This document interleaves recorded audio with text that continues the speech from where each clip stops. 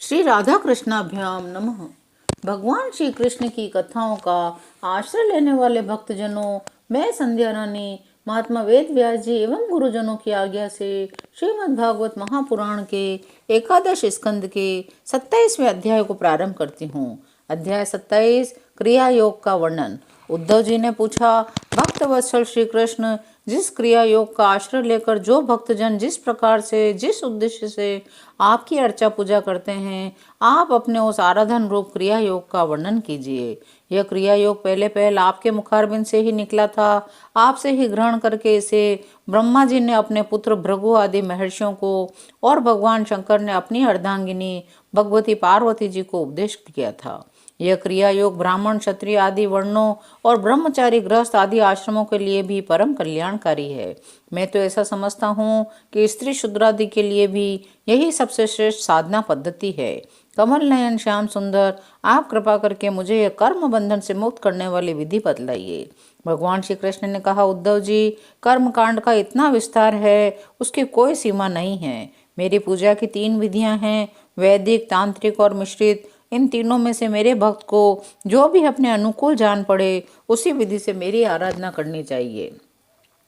भक्ति पूर्वक निष्कपट भाव से अपने पिता एवं गुरु रूप मुझ परमात्मा का पूजा की सामग्रियों के द्वारा मूर्ति में, वेदी में, अग्नि में, सूर्य में, जल में, हृदय में अथवा ब्राह्मण में, चाहे किसी में भी आराधना करे। उपासक को चाहिए प्रातःकाल दातुन करके शरीर शुद्धि के लिए स्नान करे, फिर वैदिक और तांत्रिक दोनों प्रकार के मंत्रों से मिट्टी और भस्म आदि का लेप करके पुनः स्नान करे। इसके पश्चात वेदों, संध्या वंदनादि के नित्य कर्म करने चाहिए। इसके बाद मेरी आराधना का ही सुदृढ़ संकल्प करके वैदिक और तांत्रिक विधियों से कर्म बंधनों से छुड़ाने वाली मेरी पूजा करे।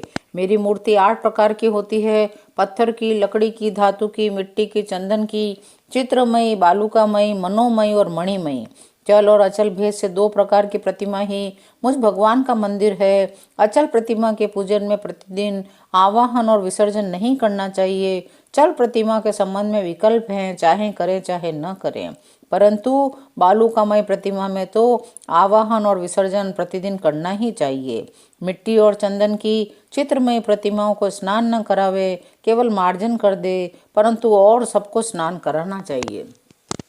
प्रसिद्ध प्रसिद्ध पदार्थों से प्रतिमा आदि में मेरी पूजा की जाती है। जो निष्काम भक्त हैं वह अनायास प्राप्त पदार्थों से भावना मात्र से ही हृदय में मेरी पूजा करे। उद्धव जी, स्नान, वस्त्र, आभूषण आदि तो पाषाण अथवा धातु की प्रतिमा के पूजन में ही उपयोगी है। बालुकामयी मूर्ति अथवा मिट्टी की वेदी में पूजा करनी हो तो उसमें मंत्रों के द्वारा अंग और उसके प्रधान देवताओं की यथास्थान पूजा करनी चाहिए। सूर्य को प्रतीक मानकर की जाने वाली उपासना में मुख्यतः अर्घ्य दान उपस्थान ही प्रिय है। जल में तर्पण आदि से मेरी उपासना करनी चाहिए। जब कोई भक्त मुझे हार्दिक श्रद्धा से जल भी चढ़ाता है, तब मैं उसे बड़े प्रेम से स्वीकार करता हूँ। उपासक पहले पूजा की सामग्री एकत्र कर ले, तदंतर पूर्व या उत्तर की ओर मुंह करके पवित्रता से कुशों के आसन पर बैठ जाए। यदि प्रतिमा अचल हो तो उसके सामने ही बैठना चाहिए। इसके बाद पूजा कार्य आरंभ करे।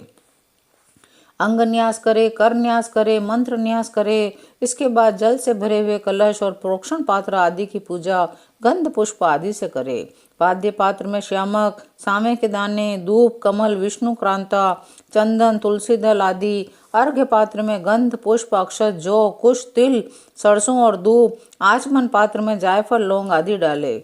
इसके बाद पूजा करने वाले को चाहिए तीनों पात्रों को क्रमशः हृदय मंत्र, शिरो मंत्र और शिखा मंत्र से अभिमंत्रित करके गायत्री मंत्र से तीनों को अभिमंत्रित करे।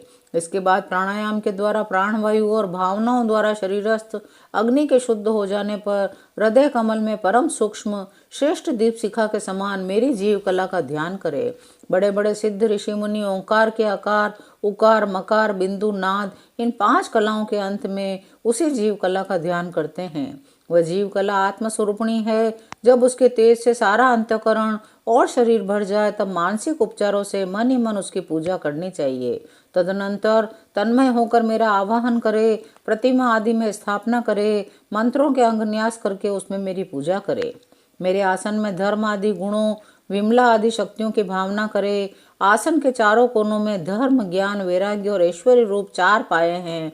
अधर्म, अज्ञान, अवैराग्य और अनैश्वर्य, ये चारों दिशाओं में डंडे हैं। सत्व, रज, तम, रूप 3 पटरियों की बनी हुई पीठ है। विमला, उत्कर्षणी, ज्ञाना, क्रिया, योगा, प्रही, सत्या, ईशाना और अनुग्रह, ये 9 शक्तियां विराजमान हैं।